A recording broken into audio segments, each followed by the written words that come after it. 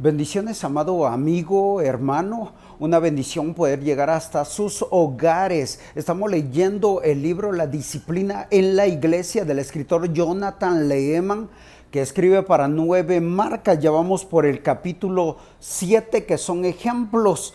Este es un ejemplo acerca de el adicto. Vamos a ver el contexto. Ana era adicta al juego. Creció en una casa en la que sus padres jugaban por diversión y nunca tuvieron consecuencias graves. Sus padres incluso le daban una cantidad fija de dinero para apostar en los viajes familiares a Las Vegas. Pero en la facultad el deseo de apostar se volvió compulsivo. Frecuentó casinos, se suscribió a diferentes juegos online, tenía aplicaciones para jugar en el teléfono celular. Después de la facultad, Ana se convirtió y su adicción al juego se frenó radicalmente, en su mayor parte porque estaba ocupada con su nueva fe. Un año y pico más tarde empezó a jugar más a menudo. Al principio a sus amigos cristianos, un poco inmaduros también, les parecían graciosas sus historias acerca del juego, pero no pasó mucho tiempo antes de que se dieran cuenta de que ella tenía un problema serio. Uno de ellos confrontó a Ana directamente y ella reconoció que apostar podía ser un problema si se practicaba de manera irresponsable, pero Ana aseguró que lo tenía todo bajo control. Entonces Ana se casó. En un año la adicción de Ana se convirtió en el problema central de su matrimonio.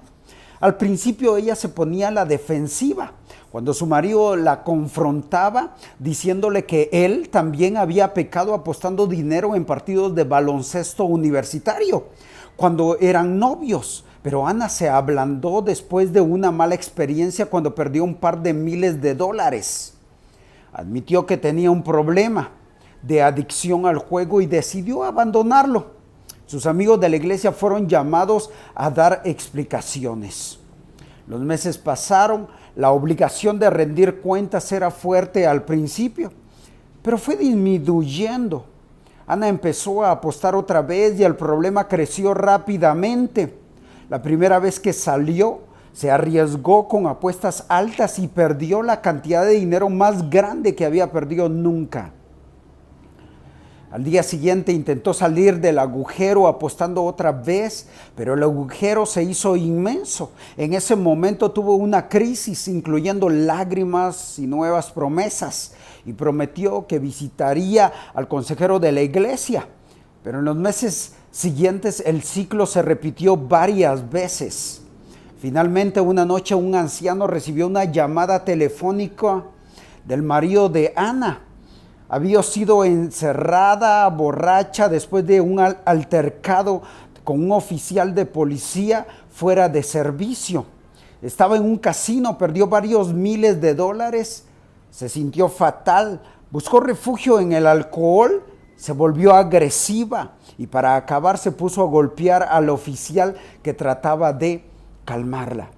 No la arrestó, pero la encerró en el calabozo del casino y llamó a su marido para que la recogiera. A la mañana siguiente, Ana estaba profundamente avergonzada, visiblemente arrepentida y también ligeramente a la defensiva. Sí, estaba avergonzada, pero parte de ella quería justificar que su pecado no era tan grave. Ella argumentaba que el hecho de que los casinos tuvieran calabozos era una evidencia de que su pecado era bastante común. Además, el oficial la dejó salir del apuro. ¿No harían lo mismo sus amigos cristianos?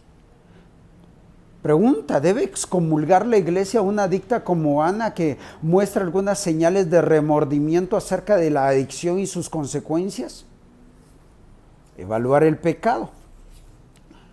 Los cristianos pueden estar en desacuerdo acerca de si pequeñas apuestas de $1 o $2 se puede considerar pecado. En lo que sí estarán de acuerdo la mayoría de los cristianos es que apostar grandes cantidades de dinero es una mayordomía pobre y pecaminosa de los recursos que Dios nos ha dado, sobre todo si es algo habitual. Con toda seguridad, esta clase de hábito está motivado por el deseo idólatra de conseguir algo por nada. Además, sí es muy posible que un hábito de este tipo impida que el cristiano ofrende generosamente a su iglesia o a los necesitados. Y con toda seguridad muestra el fracaso de amar al prójimo como a uno mismo. ¿Quién incitaría a su vecino a apostar grandes cantidades de dinero? El pecado de Ana era claramente habitual y la estaba dominando. El sentimiento de riesgo era divertido, pero además le proporcionaba un escape de la realidad y le hacía sentirse importante, como ella admitió. Era como si ganando las apuestas demostrara su habilidad sobre la suerte y sobre el mundo. Ana había desarrollado claramente un ídolo por la sensación de conquistar el riesgo y por conseguir algo por nada. Igual de preocupante, si no más, era el hecho de que Ana buscara refugio en la bebida cuando el ídolo número 1 le fallaba. Además, el carácter público de su alcoholismo y su comportamiento violento mostraba que tenía una completa falta de cuidado por su testimonio cristiano y un corazón bastante endurecido. Evaluar el arrepentimiento. La realidad es que cuando llegó la llamada telefónica, el proceso disciplinario ya llevaba años aplicándose en Ana. Las advertencias llegaron, la estructura para rendir cuentas había sido puesta en su lugar, pero Ana se las arregló para olvidarse de las estructuras. A veces parecía arrepentida, pero volvía a su pecado una y otra vez, como el perro a su vómito, dice Proverbios 26:11. El problema parecía empeorar en cada ocasión, como el espíritu inmundo que sale solo para volver con 7 peores, según Mateo capítulo 12, versículo 44 y 45.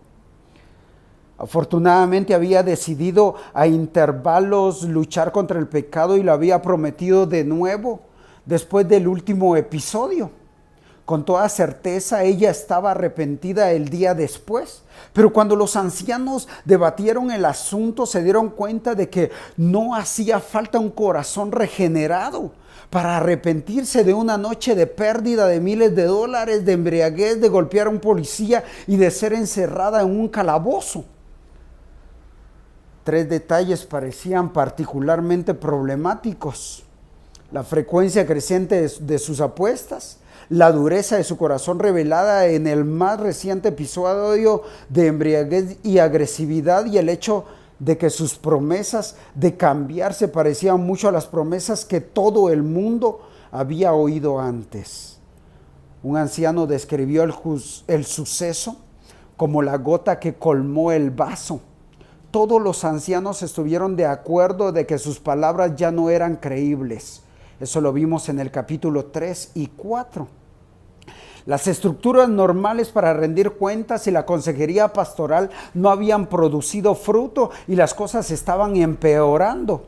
Su propio marido apenas creía en las palabras de arrepentimiento de su mujer, hasta el punto de decirle a los ancianos que apoyaría la decisión de excomulgarla, no porque no la quisiera, sino precisamente porque la quería.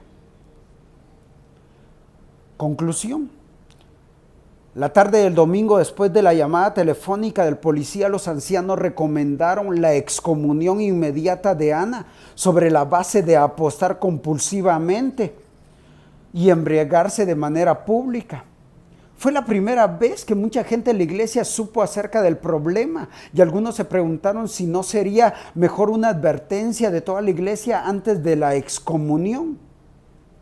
Pero los ancianos explicaron que el patrón continuo de sucesos, acentuando por el tono profundamente serio del altercado alcohólico con el oficial de policía, colocaron a la iglesia en la posición de ser incapaz de confirmar con integridad el arrepentimiento de Ana.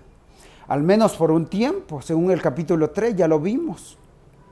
Deseaban que ella fuera capaz de demostrar su arrepentimiento en los próximos meses, momento en el que los ancianos podrán reafirmar su profesión de fe. Ya lo vimos en el capítulo 5, de forma gozosa y responsable. El marido de Ana se presentó deliberadamente en la reunión de miembros. Quería que la congregación supiera que apoyaba a los ancianos. También quería que Ana supiera que él apoyaba la decisión de la iglesia, para que nada menoscabara la seriedad que el acto de excomunión mostraría a su mujer. La congregación decidió expulsar a Ana con solo un voto en contra. Dios le bendiga.